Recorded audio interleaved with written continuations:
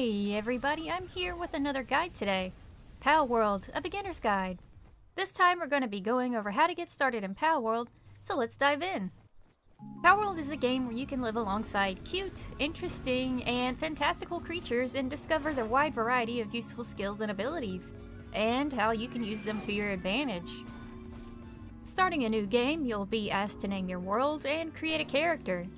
After you hit start and watch a short cutscene, you'll be spawned into a beginner-friendly area called Windswept Hills. If you're on multiplayer or die before placing a base, you'll have the option to choose a spawn point. The game provides a tutorial to get you started, and I think they did a pretty good job of it. It'll teach you the basics of how to build a base, how to capture and utilize pals at said base, and it also introduces the main way you gain experience. We're gonna go over that and delve a little deeper.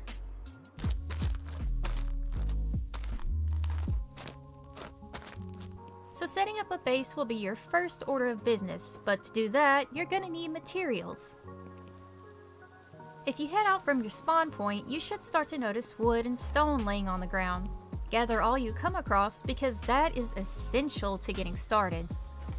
The game says you can punch trees to get wood as well, and you can, but it's hardly worth it. You'll get more wood faster just by scavenging it off the ground for now.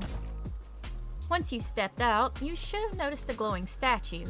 This is a great eagle statue, otherwise known as a fast travel point. When you unlock it, you'll be able to travel to and from this area to other statues you've unlocked on the map, including your base once you've established it. You'll also get a technology point. We like technology points, but we'll talk about that in a bit. Next to the statue is an NPC. Go ahead and talk to them. They won't give you their awesome gun, but they will give you wood for free. When you're deciding where to place your base, keep in mind that you want a relatively flat area free of any other structures like these stone ruins. You can't dismantle them and they'll take up some precious space you'll need.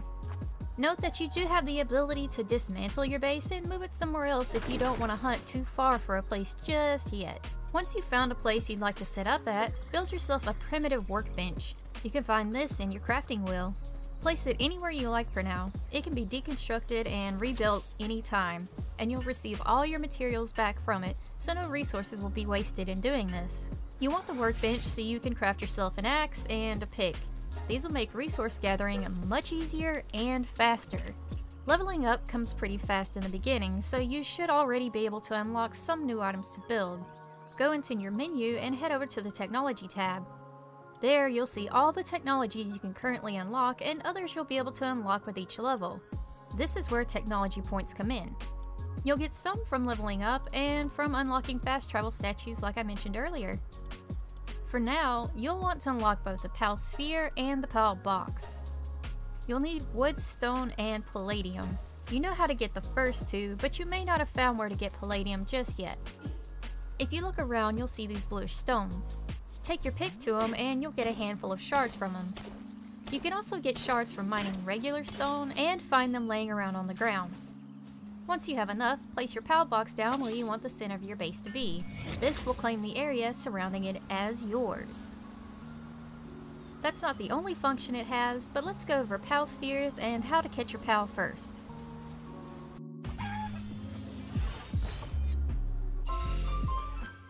You can craft Pal Spheres at your workbench. I would recommend crafting 3 or 4 to start. Go ahead and craft yourself a wooden club too. This will make capturing pals just a little easier. Now find yourself a chickpea or a land ball. I recommend these because they are the easiest of the pals to catch and they'll be helpful to have at your homestead. With your target located, give it a few love taps with your club to weaken it. This gives you a better chance at capturing it. Once you've worn it down a bit, aim your sphere at it and throw. A round meter will appear around the floating sphere. This is your capture percentage rate, which basically means how hard it's going to be to capture. If you have a low percentage, that doesn't mean you can't capture it, it just means you may have to try a few times before you succeed. Once the wheel ticks up to 90%, you can consider it in the bag. Or ball, I guess. Maybe sphere? Yeah, sphere. I've caught pals with a percentage as low as 3 before, and had pals escape once they hit 80. There's a little bit of RNG at play here.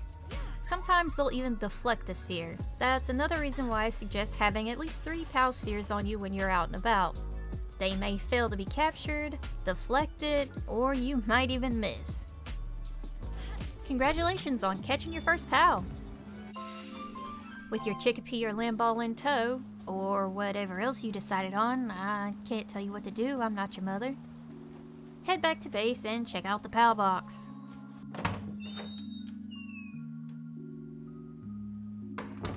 As you can see, there are a few things you can do here. You can store PALs you aren't currently using here. It has plenty of room, so don't worry about running out of space. If your PALs end up reaching 0 HP, move them into the box so they can begin healing. It'll take about 10 minutes for them to be revived. PALs that haven't been knocked out can also heal in here, as well as on your team as long as they aren't summoned. Below that is where you can assign PALs to your base. You can only assign one to start with, but every time you level up your base, you'll get another slot. Next is base level. This is the screen where you level up your base once all the criteria is met. You can see what you'll need to do here, and it'll also show over here on your HUD. And finally, the ability to fast travel. Now you can travel to and from your base directly. It really comes in handy. Getting back to PAL assignments. You should check their details, either from the Palbox or if they're on your team, from your team menu. Here you'll find all the information on their stats. Partner skills are skills you can personally utilize, either passively or actively, depending on the type it is. Active skills are the attacks they use. Passive skills are skills that are constantly active, whether on your team or assigned to base. Some are positive, some are negative. Their stats are over here, which include their health, their strength, their hunger level, etc. And work suitability. This is the main thing you're going to be looking at when assigning them at home. Chickpeas can gather and farm. That means they can gather your crops from any plantations you place so they can be replanted. And once you place a farm, they'll produce eggs fairly regularly. Lamb balls can do handiwork, transporting, and farming too. Handiwork means they can help you build things. Transporting means they can take the produced resources and carry them into a storage box or their feed box. And as for farming, you can see they produce wool. You don't have to assign PALs to do work, they'll automatically get to it. Though if you do want them to do something specific for a while, you can pick them up and throw them at the job you want them to do.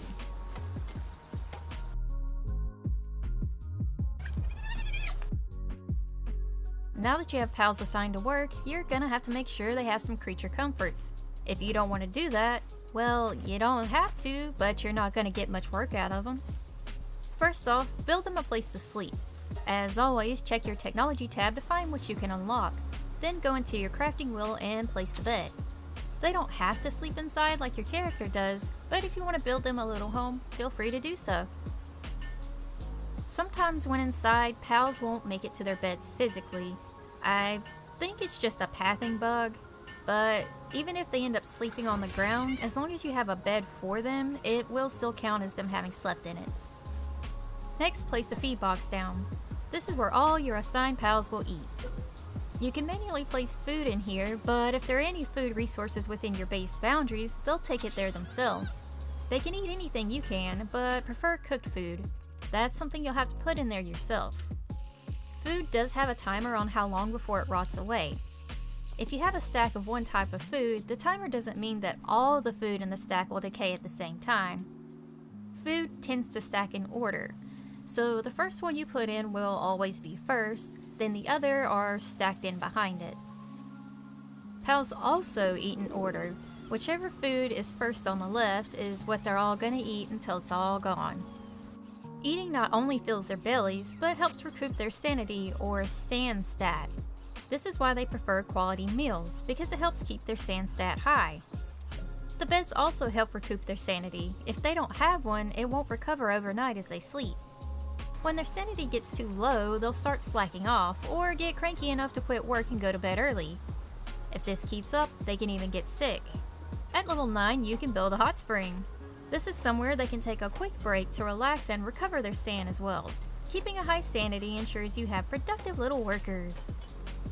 On that note, it may seem overwhelming keeping enough food in their box so they don't go hungry, but it doesn't have to be. You should soon be at the level to unlock the berry plantation. Once it's placed, you can plant and water yourself, but why do that when you could have pals do it for you? Since I started in Windswept Hills, I found pingulets and gumoss nearby. If you don't have these in your area, it's fine. Any pal that can water and or plant will do the job. Having these two, the chickpea and the lamb ball, ensured I had someone to plant, someone to water, someone to gather the ripe berries, and someone to carry them to the feed box. Now they're self-sufficient. As for the pals on your team, you'll have to manually feed them from the menu, at least until you unlock the small feed bag. With this equipped, you can place food inside and both you and the pals will automatically eat from it.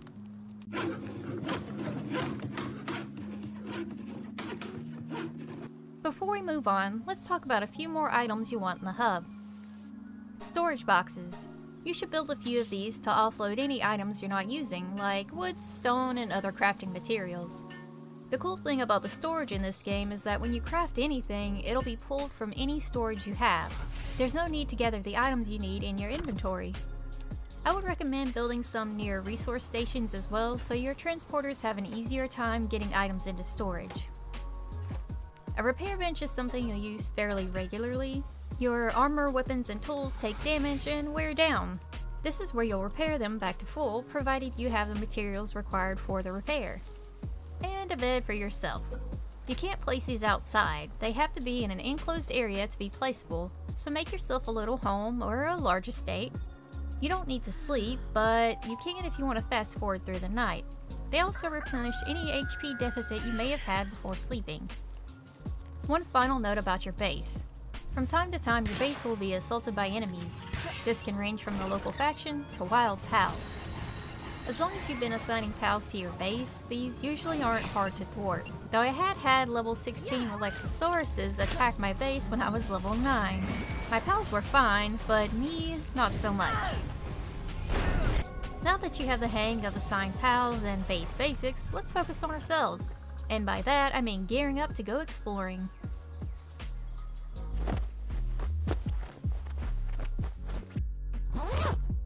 You've probably noticed your scantily clad character isn't well protected against attacks or the elements.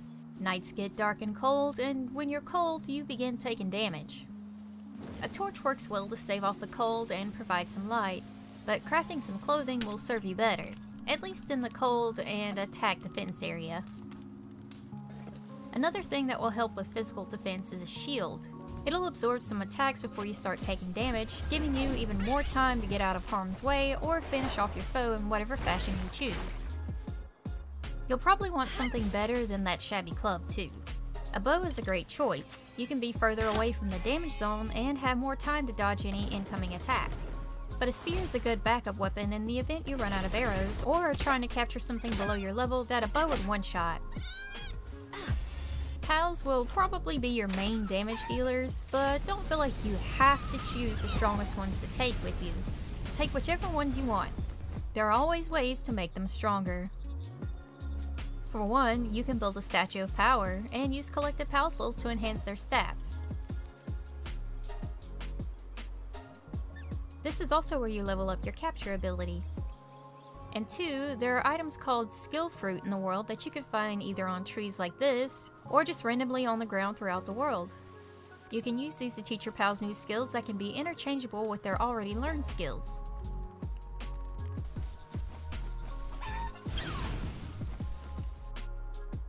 War. War never changes. Now that you have your armor, weapon, pals, and pal spheres, you're ready to explore.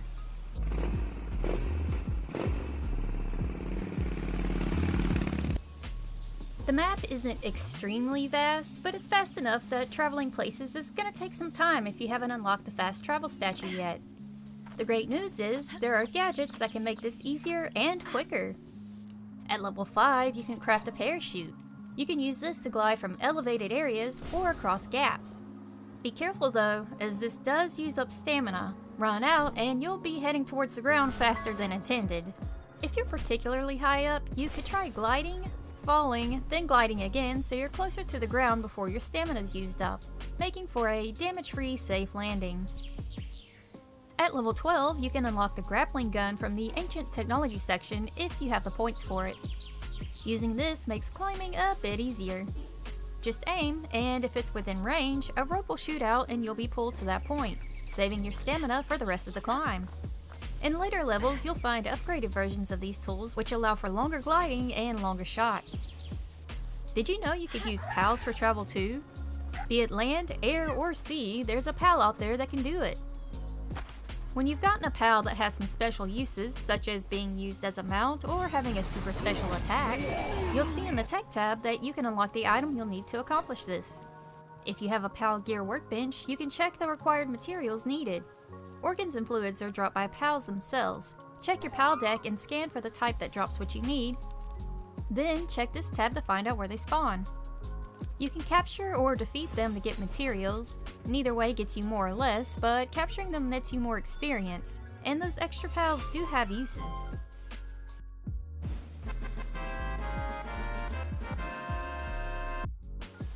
As you gain experience, so do the PALs on your team. If you manage to catch a PAL higher level than you, their level will be matched to yours, which depending on the difference means they may not have some of the skills available they did in the wild, at least until you reach that level yourself.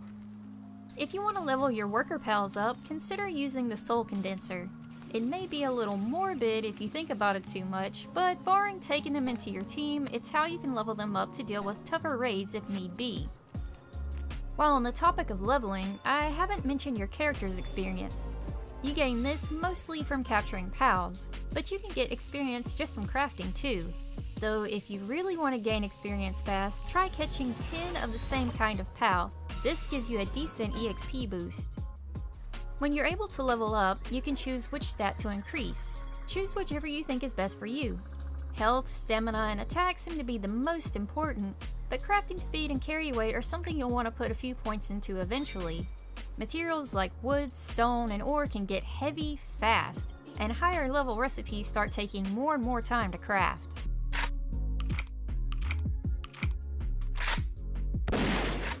You have some control over your summoned PALs. If they have a special attack and you've crafted the gear for it if it needs it, you can choose when to use it. Some are battle oriented and others provide uses like a speed boost or finding dungeon entrances. You can also go into the radio wheel and command them to not attack, attack the enemy you're focused on, or go all out. When you're out in the wild, you can also use your PAL's work skills depending on what they are. For example, miners can help you break stone, and lumberers will help you chop trees.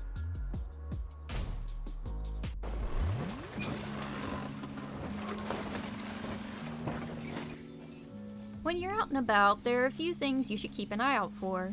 Liftmonk statues.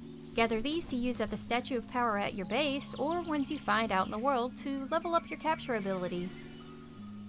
Some are easy to reach, and others can be a bit tricky to get to.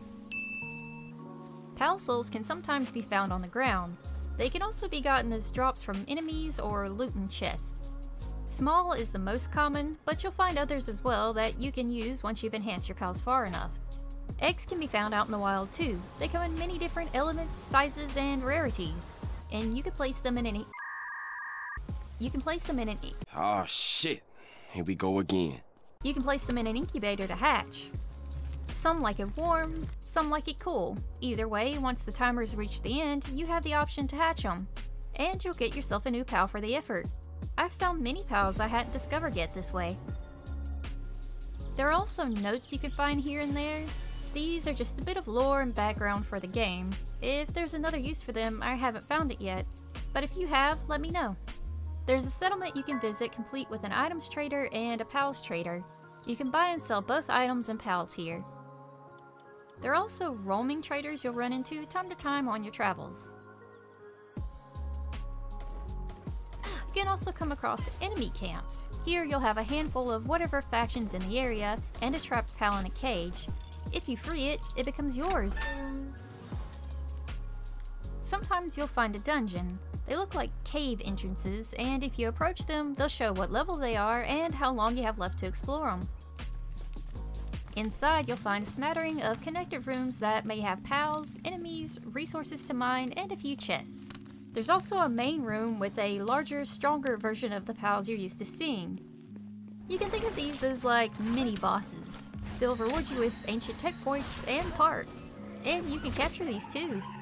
Past that, you'll find a couple chests with some nice loot and an exit point. If you check the map, you can see these icons. These are similar to the mini bosses in the dungeons, but they're more unique. They can also be captured and give ancient tech points and parts as well. If you ever hear this sound, you can be sure there's a lucky pal around. These are stronger variants of the normal pals, and they have the lucky trait. These are great for breeding because they'll pass down their lucky trait to their offspring. Chests are pretty common to find in the world. Some you can open for free, others take keys. Things in chests usually include different sphere variants, gold, bread, and sometimes schematics. You can find keys in enemy loot drops and in other chests.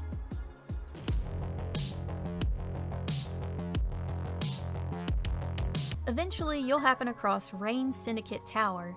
This is where you'll do battle with the local faction leader Zoe and her pal Grisbolt. You'll get this as a tutorial task early on, but I would hold off until you're maybe closer to level 15-ish. Grisbolt uses electric attacks, so bringing ground element pals are your best bet. I recommend a long-range weapon with plenty of ammunition and make sure all your gear has been repaired to full. Once you're battling, keep moving, don't become a sitting duck. And when Grisbolt goes to use the homing attack, duck behind some pillars to avoid it. If your current summoned pal is taking lots of damage and is about to be KO'd, trade him out for another. This way they can begin regaining their health to be used again if need be. Keep on your toes and you should do just fine. Zoe and Grisbolt aren't the only boss you'll face, but they'll be your first. And that's pretty much the basics for you. This isn't a complete guide by any means, as I haven't discovered everything in the game yet myself. However, knowing how to utilize your base, your pals, and your gear are great building blocks for advancement.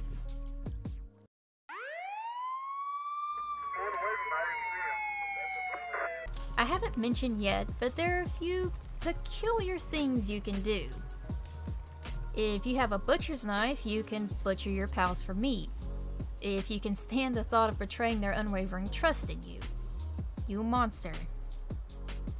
Pals aren't the only things you can catch in those spheres of yours. Humans can be captured as well, and even made to fight for you or work at your base, though their uses are limited. You could put them in a viewing pen to laugh and jeer at them, or sell them on the black market, or butcher them.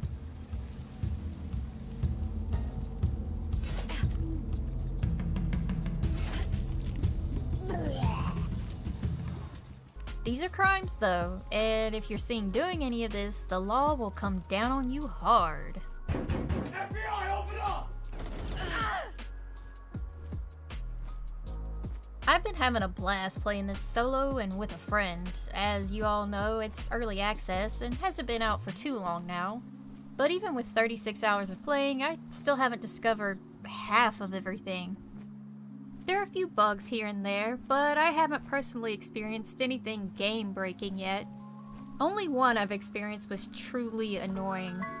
I and a few others have experienced a certain bug that, when you craft the celery gloves, the sound of its flapping autoplays even when it isn't summoned, and will persist until you place it into the Palbox. And there it will have to remain forever, or until there's a bug fix for it. Because if you try to take it out again, the sound returns. If you come across any bugs, they have a report function you can access from the options menu. Hopefully, future patches will address these issues. Thank you so much for watching. I hope this guide was helpful or informative in some way, or perhaps convinced a few of you to try the game out. If there's anything I got wrong or missed, feel free to correct me in the comments. If you liked this video, consider giving it a like, subscribing, or leaving a comment. Any feedback helps. If you didn't like it, feel free to give it a dislike. And again, thank you for your time and attention, and have a wonderful day.